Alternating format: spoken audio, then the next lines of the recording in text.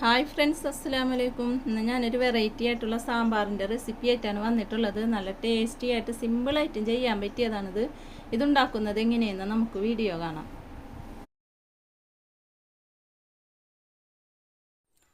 സാമ്പാർ ഉണ്ടാക്കാൻ വേണ്ടി ഞാൻ ഒരു കപ്പ് അളവിൽ പരിപ്പ് എടുത്തിട്ടുണ്ട്. ഇനി നമുക്കിത് നല്ലപോലെ കഴുകിയതിന് ശേഷം കുക്കറിൽ ഇട്ട് കൊടുക്കാം.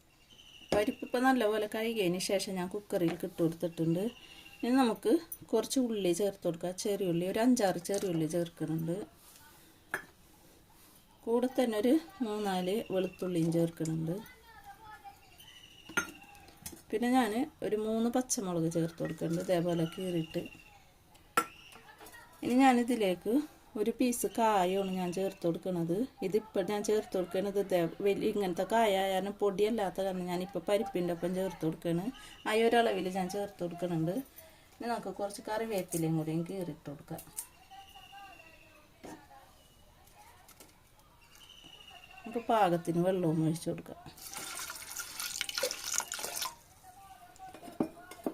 നമുക്കിത് കുക്കർ മൂടി വെച്ചൊരു 3 വിസിൽ വരുന്നവരെയും വെയിറ്റ് ചെയ്യാം. നല്ലപോലെ പരിപ്പ് വെന്തുടയണം, അപ്പോൾ സാമ്പാറിന് ടേസ്റ്റ് ഉണ്ടാവുള്ളൂ. അപ്പോൾ ഒരു 3 വിസിൽ വരുന്നവരെയും വെയിറ്റ് ചെയ്യാം. പരിപ്പ് ഇപ്പോൾ നല്ലപോലെ വെന്ത് വന്നിട്ടുണ്ട്. കണ്ട, നല്ലപോലെ വെന്തുടഞ്ഞ് വന്നിട്ടുണ്ട്. നല്ലപോലെ ഞാനിപ്പോൾ ഇളക്കി കൊടുത്തിട്ടുണ്ട്. ഇനി നമുക്കിതിലേക്ക് പച്ചക്കറി ചേർത്ത് കൊടുക്കാം. ഞാനിപ്പോൾ കായയും അതേപോലെ കുമ്പളങ്ങയും മത്തങ്ങയും സവാളയും പച്ചപ്പയറും പിന്നെ മുരിങ്ങാക്കായയും ഉരുളക്കിഴങ്ങാണ് ചേർത്ത് കൊടുക്കുന്നത്. നമുക്ക് ഇഷ്ടമുള്ള വെജിറ്റബിൾസ് ചേർത്ത് കൊടുക്കാം കേട്ടോ. വെണ്ടക്ക ഉണ്ട്, വെണ്ടക്ക ഞാനൊന്ന് ഇപ്പം ഇടണില്ല, പിന്നെ ചേർക്കണുള്ളൂ. ഇനി ഇതിലേക്ക് ഞാനൊരു തക്കാളി ചേർത്ത് കൊടുക്കുന്നുണ്ട്. ഇനി ഞാനിപ്പോൾ തന്നെ പൊടികൾ ചേർത്ത് കൊടുക്കുകയാണ്. മഞ്ഞൾപ്പൊടി ചേർക്കുന്നുണ്ട്, ഒരു 3/4 സ്പൂൺ മഞ്ഞൾപ്പൊടി ചേർക്കുന്നുണ്ട്. എരിവിനനുസരിച്ച് മുളക് പൊടി ചേർത്ത് കൊടുക്കാം കേട്ടോ. എന്താണെന്ന് വെച്ചാൽ ഞാൻ പച്ചമുളക് ചേർത്തിട്ടുണ്ട്. ഞാനൊരു 1.5 സ്പൂൺ മുളക് പൊടി ചേർക്കുന്നുണ്ട്. പിന്നെ ഞാൻ വറുത്ത് പൊടിച്ചിട്ടുള്ള മല്ലിയാണ് ചേർത്ത് കൊടുക്കുന്നത്. അതും ഞാൻ 1.5 സ്പൂൺ ചേർത്ത് കൊടുക്കുന്നുണ്ട്.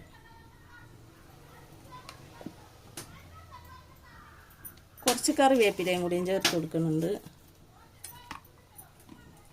പാകത്തിന് ഉപ്പും ചേർത്ത് കൊടുക്കുന്നത്.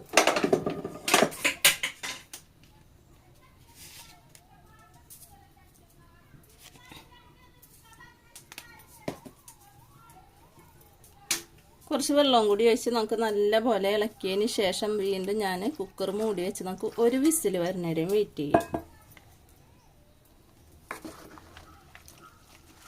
നല്ലപോലെ ഇളക്കി കൊടുക്കുക. ഇനി നമുക്ക് പച്ചക്കറിയൊക്കെ വെന്ത് വരുമ്പോഴത്തേനും അതിലേക്കുള്ള അരപ്പുണ്ടാക്കണം. അതിന് വേണ്ടി ഞാൻ കുറച്ച് തേങ്ങ എടുക്കുന്നുണ്ട്. ഒരു മുറി തേങ്ങ ഒന്നും വേണ്ട കേട്ടോ, അതിൻ്റെ ഒരു അരഭാഗം ഞാൻ എടുക്കുന്നുണ്ട്.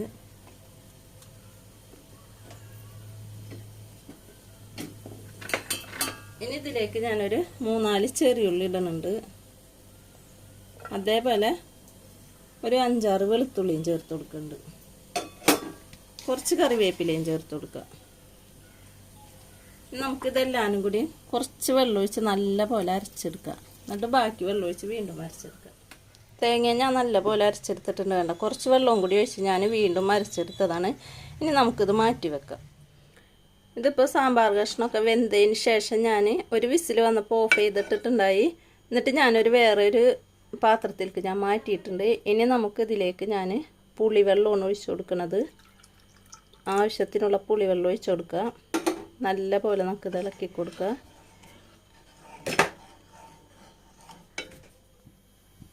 ഇനി ഇതിലേക്ക് നമുക്ക് നേരത്തെ അരച്ച് വെച്ചിട്ടുള്ള ആ അരപ്പും കൂടി ചേർത്ത് കൊടുക്കാം.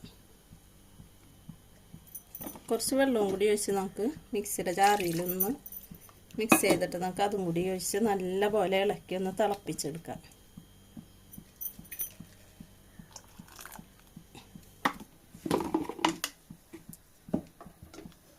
ഇതിന് നല്ല പോലെ ഒന്ന് തിളച്ച് വരട്ടെ.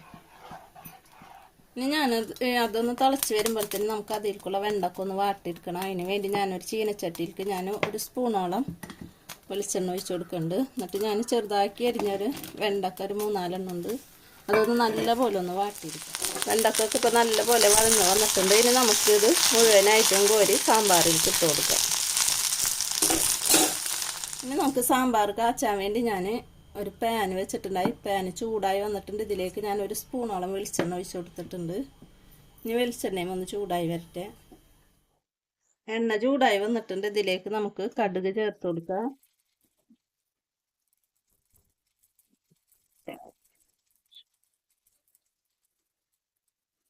കടുക് പൊട്ടി വന്നിട്ടുണ്ട്. ഇനി ഞാൻ കുറച്ച് ഉലുവ ചേർത്ത് കൊടുക്കുന്നുണ്ട്. അധികം ഒന്നാണ്ട് ഒരു 1/4 സ്പൂണോളം ഉലുവ ചേർക്കുന്നുണ്ട്.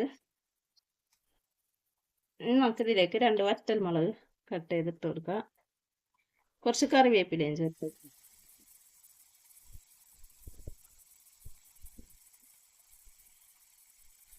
ഇനി ഇതിലേക്ക് ഞാൻ കുറച്ച് വറുത്ത് പൊടിച്ച ഉലുവാപ്പൊടി ഒരു 1/4 സ്പൂണോളം ചേർത്ത് കൊടുക്കുന്നുണ്ട്. നമ്മൾ സാമ്പാർ പൊടി ചേർക്കലില്ലല്ലോ, അപ്പൊ ഈ കായം ചേർത്തിട്ടുണ്ടെങ്കിൽ ഞാൻ കുറച്ച് വറുത്ത് പൊടിച്ച ഉലുവാപ്പൊടിയാണ് ചേർത്ത് കൊടുക്കുന്നുണ്ട്. പിന്നെ ഒരു കളറിന് വേണ്ടി ഞാൻ കുറച്ച് മുളക് പൊടിയും കൂടി ഇതിന്റെ മേലെ സൂളി കൊടുക്കുന്നുണ്ട്. ഇതെല്ലാം കൂടി നമുക്ക് നല്ല പോലെ ഇളക്കി കൊടുക്കാം. ഇനി നമുക്ക് സാമ്പാറിൽ കൊഴിച്ചു കൊടുക്കാം. ഇനി നമുക്കിത് മുഴുവനായിട്ട് ഇതിൽ കൊഴിച്ചു കൊടുക്കാം. ഇത്രയുള്ള പരിപാടി.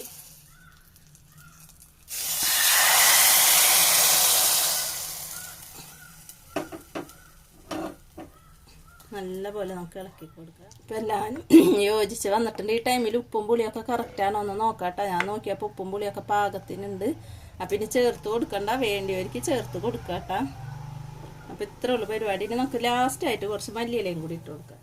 കുറച്ച് മല്ലിയിലയും കൂടി നമുക്ക് ഇട്ട് കൊടുക്കാം. ഇത്രേ ഉള്ളൂ പരിപാടി. സിമ്പിളായിട്ട് ചെയ്യാൻ പറ്റിയൊരു സാമ്പാറാണിത്. അപ്പം എല്ലാവരും ഇതേപോലെ ഒന്ന് ട്രൈ ചെയ്ത് നോക്കുക. നമുക്കിനി പുതിയ വീഡിയോയിൽ കാണുന്നത് വരെ ഓക്കെ, ബൈ.